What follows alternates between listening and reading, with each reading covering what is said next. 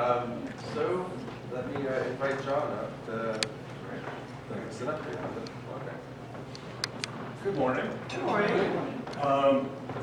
For new folks, visitors, etc., I am Going on the road. wow. Okay. I'm John Gullam. I'm the donor recruitment director for the Northern California Community Blood Bank. To start with kind of the big picture, the Northern California Community Blood Bank is a local nonprofit based in Eureka. We have a volunteer board of directors. We're not part of Red Cross or any huge multi-state blood collection board. So we're based here in Humboldt County. We have about 50 employees and a $5 million a year budget. We serve the local hospitals from Garberville to Crescent City. We collect donations from, we've been to Shelter Cove, not real often, to Smith River. We go out to Willow Creek, Koopa. We go to all of the high schools, HSU, CR. Our business model is that we maintain an inventory that's adequate to serve any of the local hospitals in an emergency, which means we have more blood on hand that actually gets used locally. And so what happens is all blood products have a shelf life. As the blood products near that shelf life, rather than discarding them, we work with hospitals and blood centers in urban areas where they have more patients who can use the products immediately. And which does a couple of things. It ensures that almost none of the donations get wasted. We'll find a patient somewhere who needs your donation. So when you donate to us, it'll go to the local hospitals if it's needed. If it's not needed, it'll go somewhere. We work a lot with Stanford. We ship at least once a week products to Stanford where they get used immediately. The shelf life for different components, plasma can be frozen and it can be kept for up to a year. Red blood cells last for 56 days and platelets last for 5 days. One of the biggest issues we're facing right now is that the need for red blood cells plateaued about 5 years ago. Surgeons have found ways to use fewer red cells while doing surgeries. The need for platelets has continued to grow. They're used for cancer treatments. They're finding new uses for platelets all the time. Platelets are a component of your blood that causes clotting. The issue is that a 450 milliliter donation of whole blood contains about 100 milliliters of platelets. So the ratio of platelets, plasma, and red cells in a unit of whole blood is not the ratio that they're needed. So we have folks like Tom who come in and donate platelets. It's a little longer process than donating whole blood. Your blood goes into a machine where it's centrifuged, separated into the 3 components, and depending on your blood type, current patient need, you'll receive some of the components back. You may also receive some saline back, so you actually lose less volume doing apheresis than whole blood. And what that allows us to do is if you're type B patients can receive O or B red cells. So there's seldom a shortage of type B red cells.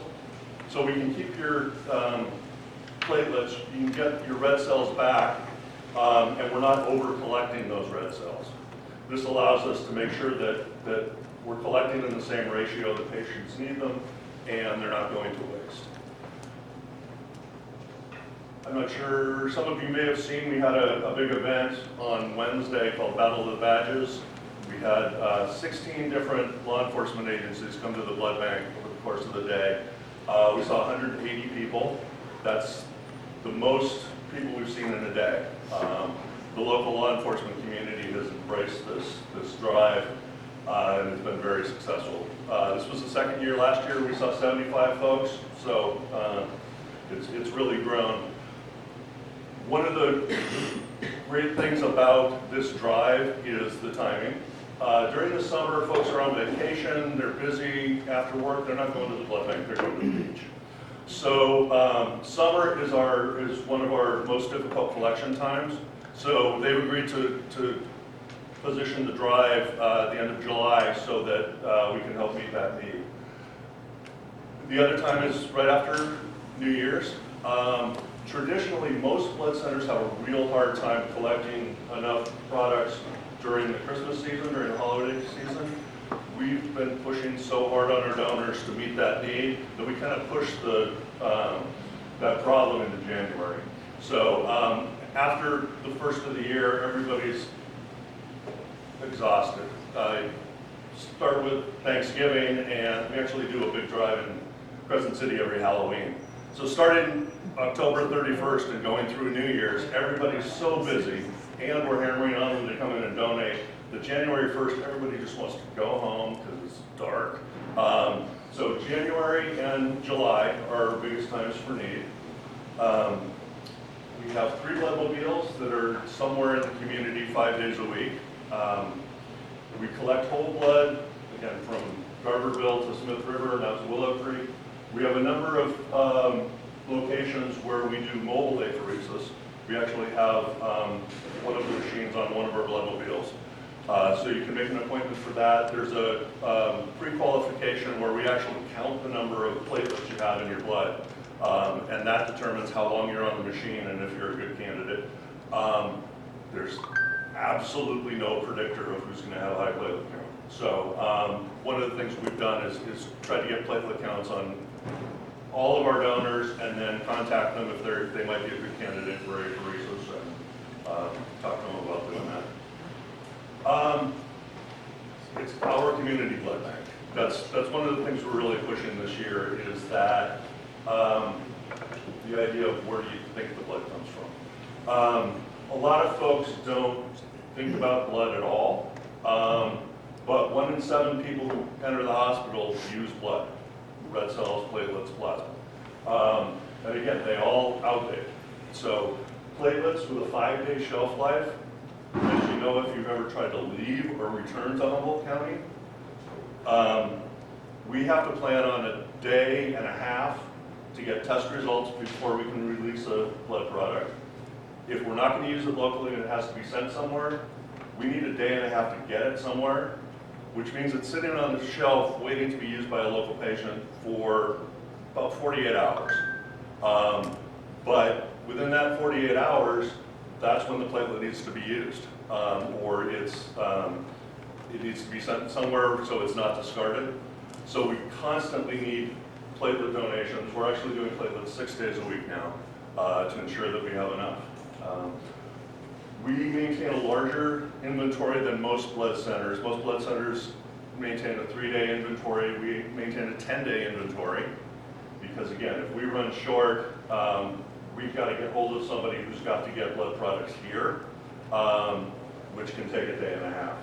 So we have an unusually large inventory for our size, but that's because when we look at an average 10-day inventory, that's ridiculous. There's no such thing as an average day. What we have to do is maintain enough for a peak, and so the average is down here somewhere, but if you get in a traffic accident and you're bleeding, it doesn't matter what the average usage is in a day, there has to be enough. So,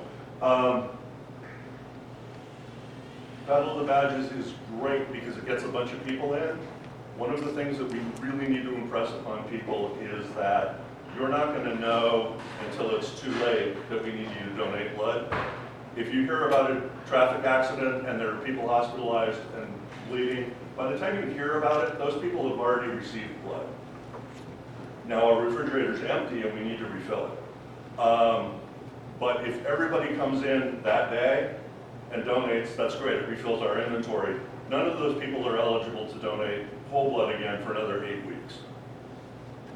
We're going to need blood next week, the week after, and the week after that. our dream would be if everybody in Humboldt County 4 times a year decided to give blood on whatever schedule works for them and did it whether they heard about a need or not. Because there's going to be a need, and again, you're not going to know that there's a big need until those patients have been treated and received blood products. So we like to say the most precious donation is the one that's on the shelf when the patient needs it.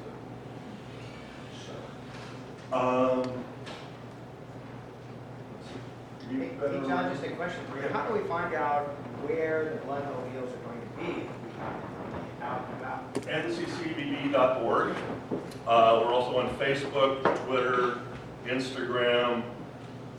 We have a Snapchat account, but I haven't figured out how it works yet. One of the things that we ask of community members is to sponsor blood drives. One of the most efficient ways that we can collect blood on our blood mobiles is if we go to a business who has employees who are interested in donating signed up throughout the day, and we can go, we know that we're going to see a certain number of people. Many of our blood drives all of our whole blood drives and donations at our center are drop-in. You don't need an appointment to donate whole blood. With apheresis, because there are a limited number of machines, we need you to make an appointment. But with whole blood, we drop in anytime. If we're there and we're open, come on in. Many of our drives are Wildberries. We're there twice a month. Arcata Safeway. We drive, we set up, people come in. We do pretty well with people that we know about. Once you're on our phone list, you're going to hear from us. If you're type O negative, you're going to hear from us a lot. But we don't buy phone lists. We don't pick up the phone book and start calling random people. The only way we know about you is if you walk onto a bloodmobile, donate, and then we've got you. But first-time donors are a huge need that we have. With baby boomers getting older, starting to take medications, losing their hair, taking Propecia, there are a variety of medications that will make you ineligible to donate. We need about 2,500 first-time donors a year to offset the number of people who become ineligible. Humboldt County's population hasn't changed significantly in the last 20 years. Obviously, some people move, new people come in, but we've got, for all intents and purposes, a finite pool of people to draw from. So we need folks that do donate a little more often, and we need folks who've never tried to give it a shot. The highest compliment we can receive was, it wasn't as bad as I thought it would be. We love to hear that, because if we're going to stab you with a needle, it's not necessarily fun. Oh, way to sell it. But they give you juice, right? And there's Juice, blood involved, cookies, right? yeah, Right, and by there's blood. definition. Yeah. So is there an age range, like you have to be 18 and you can't be 80 or something like that? 17, 16 with parental consent. There's no upper age limit, as long as you're well and healthy and not taking any of the medications on the list. On the website, under qualifications, there's a list of medications that you'll be deferred for. Check the list. It's seemingly random. There are blood pressure medications that thin your blood, which affect the platelets, so you can't donate. The blood pressure medication I take makes your veins swell up. It doesn't impact the blood at all, so you're not deferred.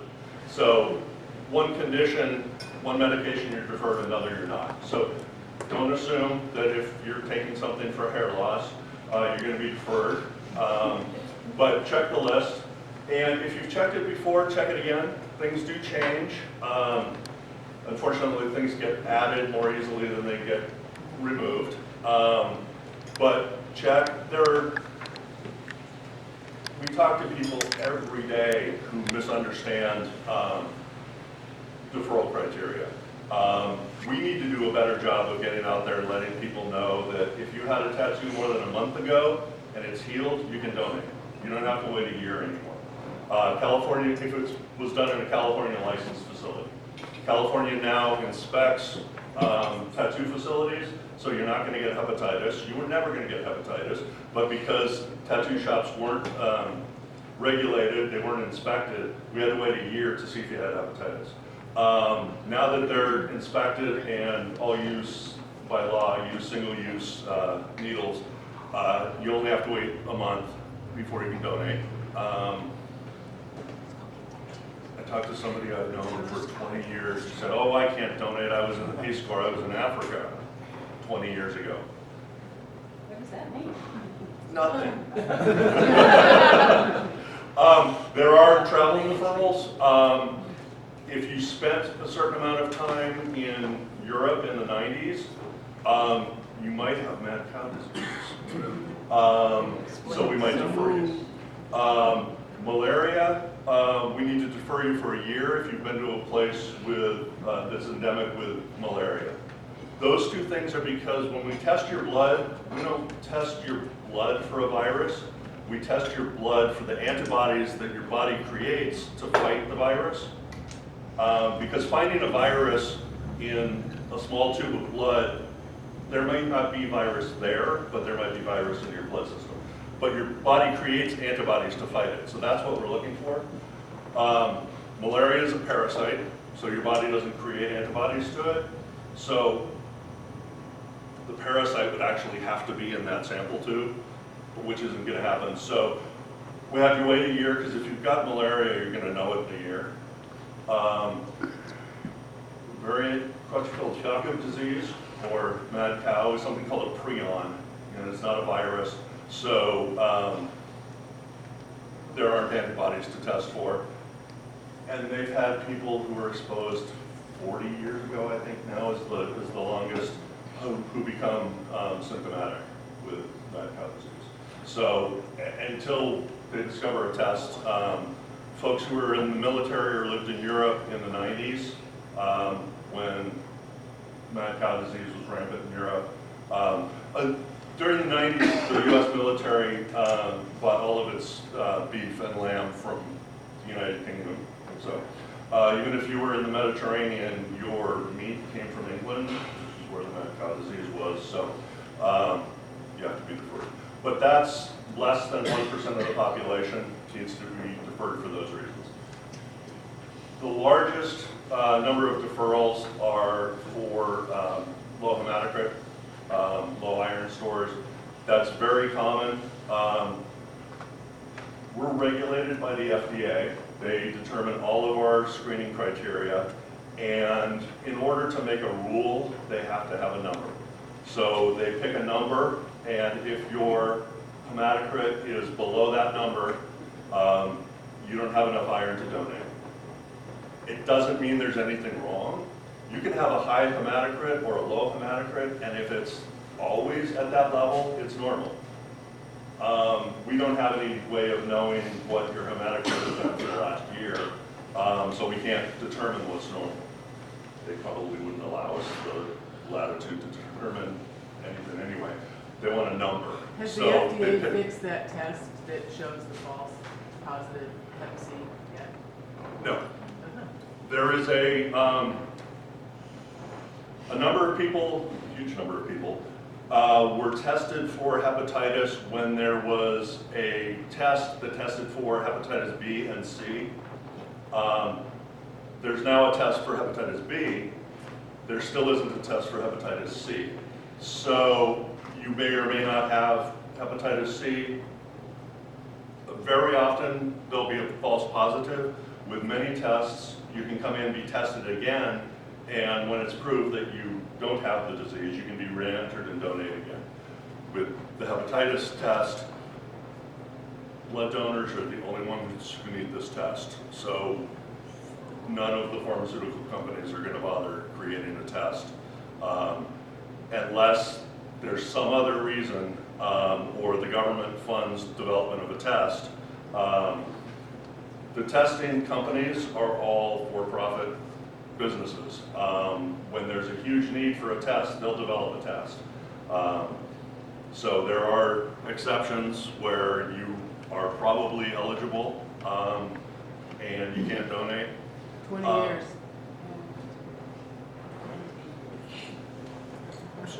Because I was regular with.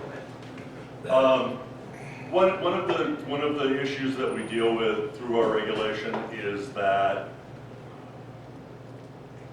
the FDA's mandate is to allow nothing that makes the blood supply less safe. And so they can add additional rules pretty easily. A new medication comes out, it goes on the list. If there's any indication that it might interfere with a blood transfusion. Getting things off the list is much more difficult, because if the answer is we don't think it'll create a problem in a patient, that's good enough to get it on the list. We'd have to prove 0 risk to get something taken off the list. And so it's just a recruitment problem. We just need to recruit more donors. That's the answer to everything. Just recruit more donors. So first-time donors, if you've never donated, know somebody who has never donated, get them to walk onto a bloodmobile. One of the things we hear most often on our annual satisfaction survey is that it's fun. We have staff who like their job. We have staff who are miserable and have bad days. If you've gotten one of those people on one of those days, I apologize. Please try it again. As strongly as we worded the personnel policy, people do have bad days. We actually have in the personnel policy that there are no bad hair days. But if you've had a poor experience in the past, please give us another try. So I see the. So I think that, AJ, we should organize a competition between the Rotary. I was thinking that. That blood drive, like the battle of the badges. the But battle each of them whatever. donates like a different month, and then we tally it 6 months later. So Yeah. like, this is your month, right? So Yeah. that's where it's at. We have a period. Although, Right. Everybody gets. although if they're already donors, they may not get She's to just- do it in a month. What if you give them 6 months? But I think We we could, should do it. well, We we should could, Come figure up with that out. something. yeah, there are a number of ways we could do it. We could have a month that's designated for a club, but at the end of a year, we count everybody who came in from that club. So encourage people during a month, but if somebody's going to donate throughout the year, great. We're also doing something right now where we're encouraging people to donate twice this summer. We're going to have a drawing at the end of, beginning of September, and anybody who's donated twice between June 1st and August 31st will be in the pool. We'll draw tickets. We've got Matica tickets and pie and gift cards. So if you've donated once this summer and you're eligible again, come back here. John, how do you determine referral to surgery? If you've received a transfusion or a bone or skin graft, you need to wait a year, but then you're eligible after a year. Cancer is another, if it's a blood cancer like leukemia, you'll be deferred for life. But most cancers, solid cell cancers, once you're cancer-free for a year, you're eligible to donate. Again, if you're assuming that you can't donate, check the website, give us a call, talk to a nurse, and with travel, one of the things that the CDC has actually gotten a lot better about is there's malaria in the Yucatan, but not in Baja, and Mexico used to be a deferral zone for malaria. They've now broken it down by state, and there are actually maps with overlays where you can look at, I went to Ecuador. I happened to go to the jungle, so I was deferred. But the place most people go, the city where you go to the Galapagos, there's no malaria there. It used to be that if you went to Ecuador, you were deferred. Now it breaks it down geographically. The Panama Canal is probably my favorite. Mosquitoes aren't allowed on cruise ships. So if you go through the Panama Canal on a cruise ship, you're not deferred, but if you get off the cruise ship, It's a sign. Again, yeah. No mosquitoes. Well, mosquitoes don't want to be in those. Again, the